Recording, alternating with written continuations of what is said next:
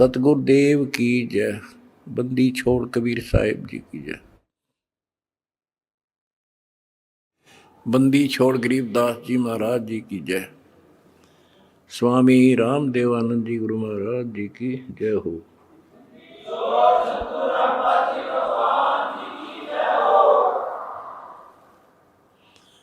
सत साहिब परमेश्वर कबीर जी की प्यारी संगत को, विश्व की सारी संगत को दास का आशीर्वाद है। परमात्मा आपको मोक्ष दे, सुखी रखे, काल कष्ट से आपकी रक्षा करे। बच्चों, आपको सत्संग से, तत्व ज्ञान से रंग दिया है, आपको परिपूर्ण कर दिया है। आज मानव एजुकेटेड है, शिक्षित है, आसानी से समझ जाता है अच्छे और बुरे को। परमात्मा की विशेष रजा है। ये साइंस परमात्मा ने मानव को दी, जिसके कारण आज ये सोशल मीडिया परमात्मा कबीर जी की देन है और प्रचार का एक नंबर का साधन यही है। हमारा भगवान पूरा, हमारा ज्ञान पूरा और समाज की सभी बुराइयों से मुक्त मेरे भक्त भी देवी देवता से कम नहीं। आज के दिन यदि पृथ्वी पर देवी और देवता हो तो आप कबीर जी के बच्चे हो। ये अब समाज को भी समझ में आ चुका है कि यदि बसना चाहते हो, सुखी होना चाहते हो, तो ऐसे बनना पड़ेगा जैसे संत रामपाल जी के बेटा बेटी हैं। बच्चों, पहली बात तो ये है कि भक्ति मार्ग जो है ये खंडे की धार पर चलना है, यानी तलवार की धार पे। कब तक? जब तक हमारा ज्ञान और समाधान पूर्ण समझ में नहीं आता, और जब ये समझ आ जाता है, इसमें आने वाले कष्ट जो होते हैं वो हमारे लिए वरदान बनते हैं। ये अब आपके आसानी से समझ में आ जाएगा। अध्यात्म की सफलता का मूल कारण है कि राज्य क्रमता राम की, रजा दरे जो शीस, दास गरीब दरस परस, तिस बैठे जगदीश। ज्यों राखे त्यों ही रहूं, और मेरा के चारा, खाने जाद खरीद हूं, गुलाम तुम्हारा। आपको सत्संग के माध्यम से सुना करते हैं हम, कई उदाहरण भी दिए जाते हैं कि एक राजा था, वो नास्तिक था, उसका वजीर आस्तिक था। और भगवान पर विश्वास करने वाला था कि जो परमात्मा करता है वो अच्छा करता है। बहुत अच्छा हुआ। एक बार राजा अपनी तलवार को की धार चेक कर रहा था, खड़ा खड़ा। आसपास और भी मंत्री थे और वो आस्तिक मंत्री भी खड़ा था।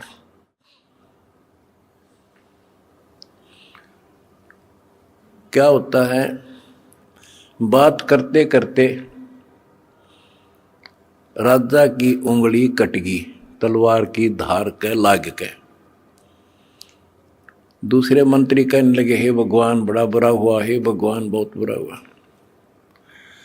वो जो भगवान पर विश्वास करने वाला मंत्री कहता है कि बहुत अच्छा हुआ, वो दूसरे मंत्री, जो वो मंत्री था भगवान के डरने वाला विश्वासी, वो बहुत ही समर्पित था, राजा उसके ऊपर बहुत विश्वास करता था। लेकिन दूसरे जो मंत्री थे वो उसकी निंदा करते रहते थे, जी आदमी ठीक नहीं सर, ये आपको मरवाएगा कभी। वो चाहते थे किसी तरह इसकी महिमा कम हो, तुम्हारे नंबर बने। जब उसने कहा कि उंगली कटगी राजा तो बहुत अच्छा हुआ, जो हुआ अच्छा हुआ, बहुत अच्छा हुआ, तो इस बात से राजा बोला भाई मेरी तांगड़ी कट गई और तू क्या अच्छा हुआ, नालायक आदमी। तो दूसरे मंत्रियों का दाव लग गया, जी हम भी तक आपने कहा नहीं करते, ये तो आपका दुश्मन है, आपके बुरे मराजी से, इसको जेल में ठोक दो। वो जेल में डाल दिया मंत्री, भगवान को चाहने वाला, भगवान पर विश्वासी। राजा की वह उंगली पट्टी पट्टी बंधाई, वो कट तो गई कति, लेकिन ठीक होगी, दर्द नहीं रहा। अब 3 उंगली रहेगी राजा का। अब राजाओं को तो यही होता बकवाद बाणी, जब ठीक हो गया बोला फिर चलो शिकार करने चलते हैं जंगल में। वो जो मंत्री था, जो चापलूस था, उसके स्थान पर महामंत्री बना दिया राजा और वो मंत्री, क्योंकि वो तो उसका चमचा था खास। राजा के 7 घोड़े गेल गेल भाग गया था, जिधर भी राजा जावे। वो दोनों मार्ग पे चढ़ गए, मार्ग भूल गए तो जंगल में गहरा चले गए। वहां कोई जंगली लोगों का बलि पर्व था, अपनी देवी को बलि चढ़ाना था, नर बलि, यानी आदमी को काट के उसको समर्पित करना था ताकि देवी खुश हो। वो जंगली लोगों ने दोनों घेर लिए, पकड़ लिए, पुरोहित के पास लाकर खड़े कर दिए। 2 मिल गए। पुरोहित बोला 2 और बढ़िया, दोनों को चढ़ा दो। पहले इनके अंग देखो, अंग भंग ना हो, कोई काना, कोई उंगली हाथ कटा हुआ ना हो। देखा जब चेकिंग हुई तो राजा की उंगली कट रही। पुरोहित को बताया गया जी एक तो ठीक ठाक है, एक की एक उंगली कटी हुई है। वो बोला भाई वो डिफेक्टिव है, ये नहीं चढ़ेगा, इसको छोड़ दो, और इसको ये ठीक है, फिट है। और दूसरा जो चापलूस था मंत्री, उस भगत की रोज निंदा कराया करता था, वो फंस गया और वो चढ़ा दिया बलि, राजा छोड़ दिया। अब राजा ने तो उस मंत्री की कोठरी का गबाट जाकर पीछा देखा, जिस जेल में रोक रखा था कोठरी में, उसको खुलवाया और उससे कौड़ियों मिला नो, अगवाई उस दिन आप ठीक को थे, अग बहुत अच्छा हुआ, जया मेरी उंगली ना कट्टी होती तो आज मेरी जान जानी थी। भाई मैंने आपको नाजायज तंग किया, माफ कर दे। बोला जी आप राजा, मैं मंत्री, मैं क्या माफ करूं, आप जो करो और कर लियो, पर एक बात बता, मेरी उंगली कट गई तो मेरे लिए तो अच्छा हुआ, पर आपको 6 महीने की जेल हुई, आपके लिए क्या अच्छा हुआ?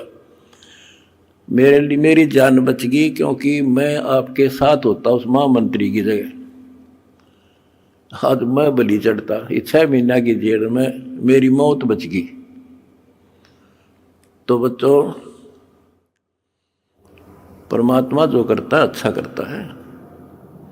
इस 11 साल की तपस्या में क्या पता कौन सी करड़ाई टड़ी हो, और परमात्मा जो करता है वो अच्छा करता है। हमारे मन में कभी दोष से नहीं आया, ना सोचिए कि गलत हो सकता है।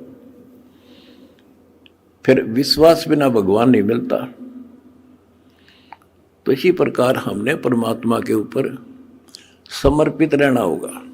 क्या होता है, जैसे 9 नकली दुकान है और एक असली होती है। इंसान नकलियों पे घूम घूम कर ठग के और सबको एक आंख से देखता है, सारे इसे हैं। तो इसी प्रकार आज संत मार्ग के अंदर संतों की जो कथनी और करनी है उसमें बहुत अंतर है। इस करके समाज ने ज़्यादा से ज़्यादा गणी नहीं तो 50% समाज रिजेक्ट कर चुका है साधु संतों को। अपने हिसाब से चाहे कोई पत्थर पूज रहा है, चाहे कोई तीर्थ जा रहा है, वो कर रहा है। इसका कारण क्या है कि हमें परमात्मा का ज्ञान नहीं हुआ और परमात्मा से मिलने वाला लाभ हमें प्राप्त नहीं हुआ, जो भी हमने साधनाएं की। परमात्मा को पाने के लिए राज त्याग दिए, घर छोड़ दिए, कठिन तपस्याएं की, लेकिन जो परमात्मा से अपेक्षित होता है वो मिल नहीं पाया। आखिर में इंसान नास्तिक हो गया, चोरी करके उस पूर्ति को पूरा करने लगा। रिश्वत लेकर न सोचा सेठ बनूं, कभी नहीं बन सकता, सपने में भी ना सोचना। ये कथाएं आपको बहुत सुना रखी हैं दास ने। और जब से दास इस मार्ग पर निकला, मेरे घर में क्या है कि कमी नहीं थी। यूँ है मेरा, यहीं हमारे खेत थे, यूँ है मेरा गांव है, सारा गांव गवाह है। हम सेठ नहीं थे तो घर में बढ़िया इज्जत से रोटी मेरे माता पिता भी खा रहे थे और दास को भी नौकरी बहुत अच्छी मिल गई थी। लेकिन जब पता चला कि ये ज्ञान की पूरे विश्व को जरूरत है, संत गरीबदास जी की वाणी है, अगम निगम को खोज ले और बुद्धि विवेक विचार, उदय अस्त का राज मिला तो बिन नाम बेगार। बताओ, यह छोटी बात नहीं है। भक्ति ना करने वाला तो सारी पृथ्वी का राजा बन जा, उसका भविष्य जीरो होता, जीरो। आज कोई भी आज किसी भी पद को प्राप्त है, कोई राजा बना है, मंत्री है, मुख्यमंत्री है, कोई अच्छी पोस्ट है, सेठ है, वो पिछले संस्कार से है। पिछले किसी जन्म में उन्हें अच्छे तप धर्म दान किए हुए हैं और अब वो टीटी पाक रहा है, लाट साहब बन रहा है, क्योंकि इस टाइम पर टूक मिल रहा है, समय पर सारी सुविधा प्राप्त है और वो ये सोचता है बस इतना ही काम है। ये अध्यात्म ज्ञान का टोटा है। उस अध्यात्म ज्ञान के टोटे को पूरा किया मैंने सभी ग्रंथों से, सभी महापुरुषों की वाणियों से एक कर दिया। अब देखो, हम देखते हैं भी एक इंसान सेठ है, एक IAS IPS MLA MP प्रधानमंत्री मुख्यमंत्री बने हैं और वो कति राम नाम न जानते नहीं, सारे दिन दारू पीना या मजाक करना और बकवाद करना, या अपनी अच्छे नेक व्यक्ति हैं तो अपना करके खाना रहना। और हम सोचते हैं कि ये भक्ति जो कर रहे हैं, वो ये सोचते हैं कि हम भक्ति कर रहे हैं और फिर भी कोई ना कोई कष्ट थोड़ा बहुत आ ही जाता है। और मेरे साथ वाला सारा दिन कोई राम नाम न जानता नहीं, कह ताश खेल है, कह दारू पीवे, ना अपनी धंधा करता है और बड़ा अफसर है, इसको कोई दिक्कत नहीं होती। तो ये ऐसे समझना होगा आपने, जैसे इन्वर्टर की बैटरी है, वो चार्ज कर दी और इन्वर्टर है नहीं, फिर हटा दिया, तो जब तक उसमें वो कैपेसिटी है उसकी, वो चलेगी और पंखे भी चलेंगे, कूलर भी चलेगा, लाइट भी जग रही होगी। और जिस समय वो बैटरी डिस्चार्ज हो जाएगी, सभी समाप्त हो जाएंगी, सब सुविधाएं खत्म। उसके बाद फिर क्या होगा, उसके ऊपर कैर टूटेगा और उस समय देर बहुत हो चुकी होगी। आज कोई राजा है, महाराजा है, और फिर मृत्यु के बाद कुत्ता बनेगा, गधा। ये संतों की वाणी है, कोई डूम बाट के गीत नहीं है, अध्यात्म ज्ञान है। फिर पीछे तू पसवा कीजिए, गद्दा बैल बनाई, ये 56 भोग कहाँ मनगोरे, कि तक कुरली चलने जाए। एक थोड़ा सा दिमाग तक काम ले ले इंसान तो कर्जा पाट जाए। आज सारी सुविधाएं हैं, समय पर सब मिल रहा है, और मृत्यु के उपरांत क्या होगा, कुत्ता बनकर धक्के खागा। तो ये डर बनेगा गात में, जब बात बनी मेरा बना डर, ये ज्ञान होया। तो फिर बताया कि कोट जन्म तन भ्रमत हो गया, कुछ नहीं हाथ लगा रहे, और कुकर कुत्ता, सुक्कर सुअर, खर गधा, और कौवा हंस बुगारे। तो ये छाती में लगने लगी ये बातें, भाई तो बहुत जुल्म हुआ। आज एक छोटी सी पोस्ट है जेई की, इस समय मैं अफलातून मान रहा हूं अपने आप को। और अध्यात्म ज्ञान बताता है कि राजा भी रहे, देवता भी रहे, और मोक्ष नहीं हुआ।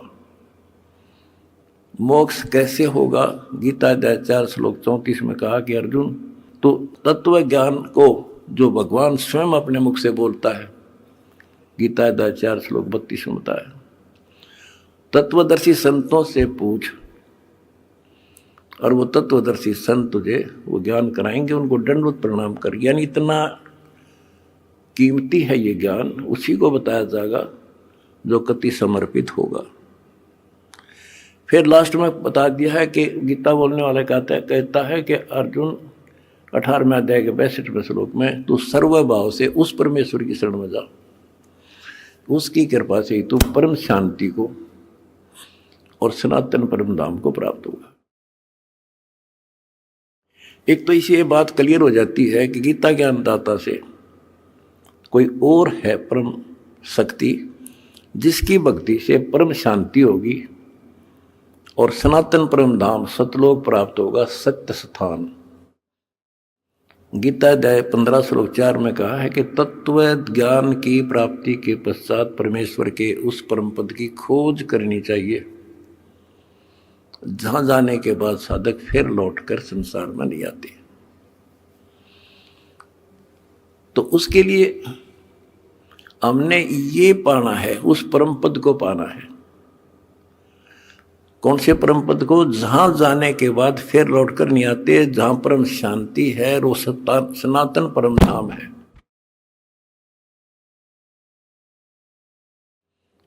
तो वो कैसे प्राप्त होगा, वो तो तत्वदर्शी संत बताओगा। वो गीता के अंदर वो ज्ञान पूरा नहीं है। अगर गीता जी में ज्ञान पूरा होता तो लिख देते वो एक चैप्टर और, कि उस चैप्टर में पढ़ ले जो मैं उस परम अक्षर ब्रह्म की प्राप्ति का जो ज्ञान है। तो इसलिए वो तत्वदर्शी संत आज ये दास है। और मेरा निवेदन है सारी पृथ्वी के मानव से, दास ने एक पुस्तक लिखी है, 2-3 पुस्तकें हमारी मेन, एक तो ज्ञान गंगा है।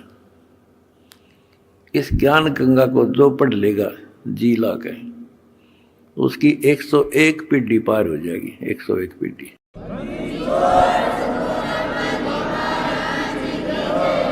ये सारा ज्ञान कति मेरी आत्मा समझ लेना हो, ज्ञान गंगा ऐसे गजब तरीके से तैयार कर रखी है। जब इंसान होगा निष्पक्ष भाव से पढ़ लेगा, वो औरान बताता फिरेगा।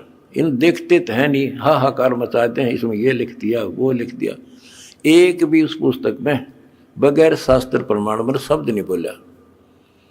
अगर उसमें जो लिखा हुआ गीता से, वेद से, पुराण से, कुरान से, बाइबल से, अगर उसमें गलत है तो फिर वो आपकी पुरानी पुस्तकें खराब हैं। लेकिन पुस्तक गलत नहीं, हमारी बुद्धि खराब है, हम समझ नहीं पाए। दूसरी पुस्तक है जीने की राह। उस जीने की राह पुस्तक पढ़ के ये करोड़ों भक्त सुधर गए, बच्चे छोटे छोटे भी। वह ऐसी गजब समाज सुधार की पुस्तक है।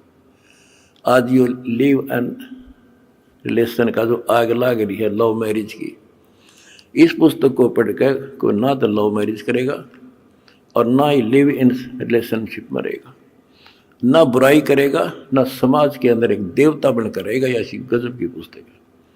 और हम फ्री में देते हैं, कोई लालच नहीं। कोई मैंने सोचते भाई रामपाल अपने कोई लालच कर रहा होगा, ये समाज ने पता चल गया मैं लालची हूं कि ना हूं।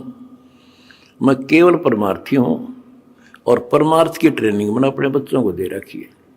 और ये कुर्बान है, इनको को दुखी दिखाई देगा, ये आप रोटी नहीं खाओगे उसको खिलाओगे। आज इनको ऐसा ज्ञान, ऐसा निर्बल कर दिया।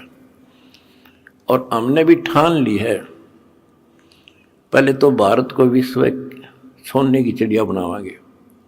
वो बनेगी कैसे?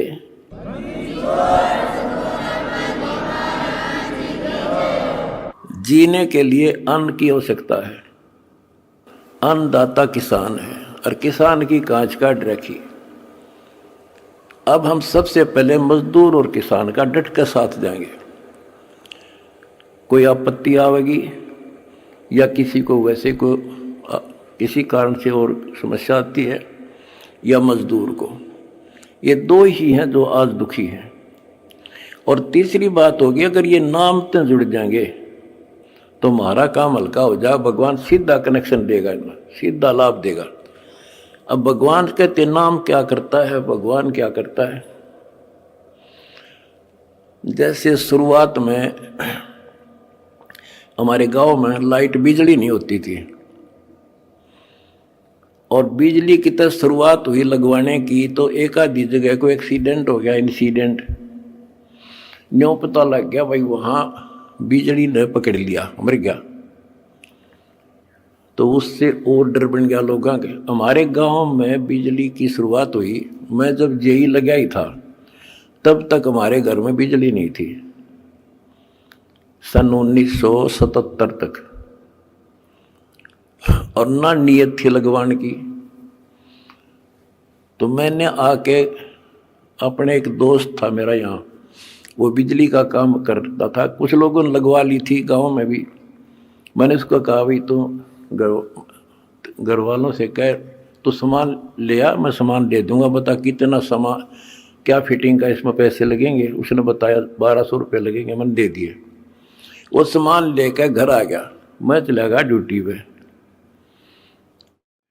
और वो बोला भाई, मेरा ताऊ ने बोला, तुम्हारा उम्र में छोटा था, उनने एक चाचा था, मेरा ताऊ बाबू फादर का भाई लगे, बोला भाई थारा बिजली लानी है।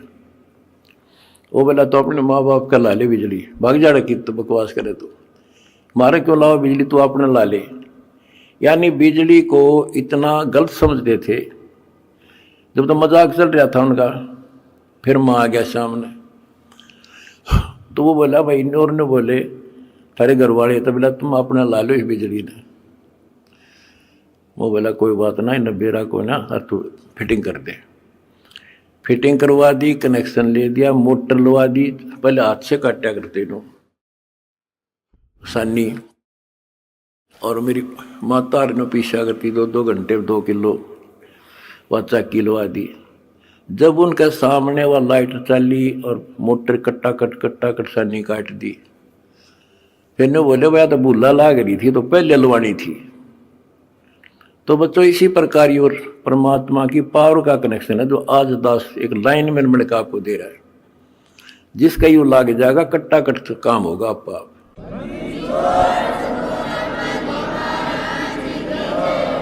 ये करोड़ों भक्तों ने कनेक्शन ले रखे हैं, सारे के ठाठ कर रखे हैं, सबके चेहरा पर रौनक, कोई टेंशन नहीं आ सकती। पर भगवान की भक्ति खा कर जैसी समस्या आती रही और धन का टोटा हो गया। तुमने इतना दान कर दिया कि आज देख कितने लाखों दुखियों का दुख दूर हो रहा है तुम्हारे दान से। और वह जब भगवान का जुड़ गया तो सीधा कनेक्शन उनसे भी हो जाए। भगवान को रिश्तेदार थोड़ा किसी का हो, तो सबको देगा, सबके साथ एक जैसा व्यवहार है। बिजली ने कोई लगवा लो अपने पावर को, फुल काम करेगी, पर उसकी मेंटेन, उसको सारी उसकी जो है मर्यादाओं का पालन करना होता है। गलती कर दी तो वह नष्ट भी कर देती है। तो सावधानी बरतें, मर्यादा का पालन करें, और देखो फिर किसी ठाठ हो जाएंगे। और मोक्ष मिलेगा। ये तो रूंगे में मिलेंगे, यहाँ के सुख तो रूंगा, असली जड़ तो मोक्ष है। वहाँ चले जाएंगे जहाँ जाने के बाद फिर लौटकर संसार में नहीं आते। सत साहिब।